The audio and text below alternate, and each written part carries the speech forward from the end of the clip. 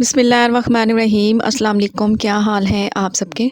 तो अगर आपको सब्ज़ियाँ खाना पसंद है तो मेरी आज की रेसिपी यकीनन आपको बहुत ही अच्छी लगेगी, क्योंकि ना ही चिकन का इस्तेमाल करूँगी ना ही मटन ऐड करूँगी, फिर भी ये टेस्टी चावल और साथ में टिक्की खाकर मज़ा आ जाएगा। आज आपसे शेयर करूँगी वाइट मटर पुलाव साथ में चटपटी आलू की टिक्की, एक बेहतरीन कॉम्बिनेशन है।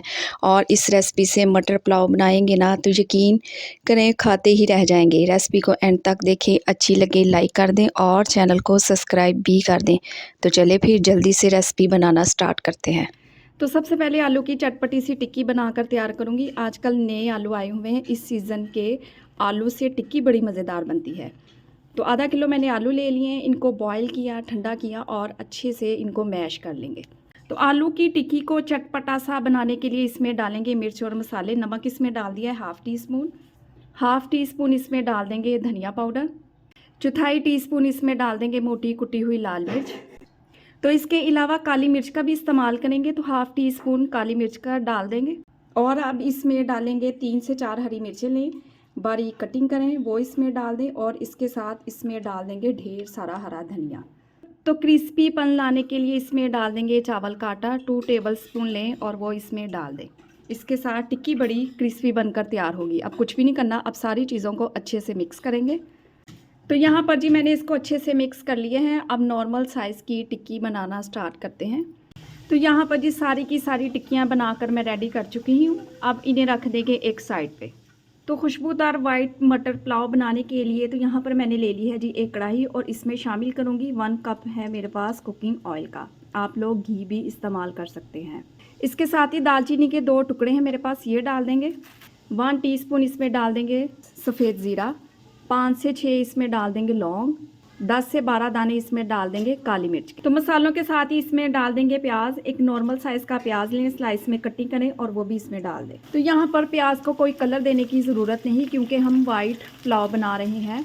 बस इसको हल्का सा सोते करेंगे। इसके साथ ही इसमें डाल देंगे 1 टीस्पून है मेरे पास लहसुन अदरक का पेस्ट, अच्छे से मिक्स करेंगे। और इसके साथ ही इसमें डाल देंगे जी आधा किलो मटर थे, छीलने के बाद इतने से बच गए हैं।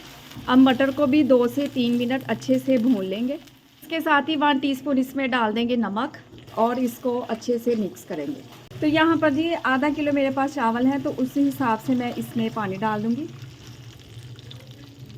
इसके साथ ही 3 से 4 हरी मिर्चें लें और कवर करें जब तक कि इसमें अच्छा सा बॉयल नहीं आ जाता। तो यखनी में अच्छा सा बॉयल आ गया है, तो सीज़न के मटर हैं, जल्दी से ही गल कर तैयार हो जाते हैं।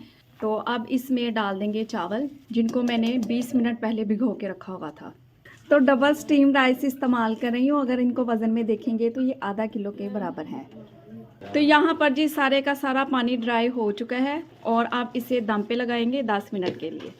तो जब तक चावल दम पे हैं हम यहाँ पर टिक्कियों को फ्राई कर लेते हैं। तो यहाँ पर मैंने ले लिए हैं जी 2 अंडे और इनको अच्छे से मिक्स करेंगे। तो यहाँ पर जी मैंने ले लिया है एक फ्राई पैन और इसमें शामिल करूँगी हाफ़ कप के बराबर है मेरे पास कुकिंग ऑयल। तो जैसे ही ऑयल गर्म हो जाए टिक्कियों को अंडे में डिप करते जाएंगे और ऑयल में फ्राई करते जाएंगे। तो मज़ेदार चटपटी टिक्की की साइड चेंज करेंगे और 10 मिनट के बाद आप चावल चेक करें जी कैसे खिले खिले चावल बनकर तैयार हुए हैं। तो टिक्कियाँ तैयार हैं, वाइट मटर पुलाव भी तैयार है। तो फिर देर किस बात की, जल्दी से गर्मा गर्म इसे सर्व करते हैं। तो अगर आप ये रेसिपी डिनर या लंच में बनाएंगे ना तो ये आपके घर वालों को बहुत पसंद आएगी, क्योंकि चिकन मटन के बगैर ही ये रेसिपी इतनी जायकेदार बनेगी कि चिकन मटन की छुट्टी कर देगी। तो मैं इसे सर्व करूँगी दही वाले रायते के साथ। तो अभी मैं आपको चेक करवाती हूँ। तो सर्दियों में मटर पुलाव तो हर घर में ही बनता है। आप एक बार मेरे तरीके से मटर पुलाव बनाएं और साथ में आलू की टिक्की, यकीन करें खाकर मज़ा आ जाएगा। मैं तो डिनर इंजॉय कर रही हूँ। आप भी रेसिपी बनाएं तो अपना फीडबैक लाजमी दें। अपना बहुत सारा ख्याल रखें, मुझे अपनी दुआओं में याद रखें। मुझे दीजिए इजाज़त, अल्लाह हाफिज़।